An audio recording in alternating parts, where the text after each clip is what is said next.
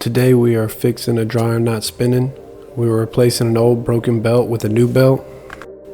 If your dryer quit spinning, 9 times out of 10 this is the culprit.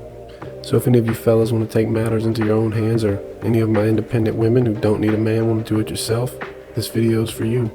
I hope y'all enjoy, and as always, stay handy.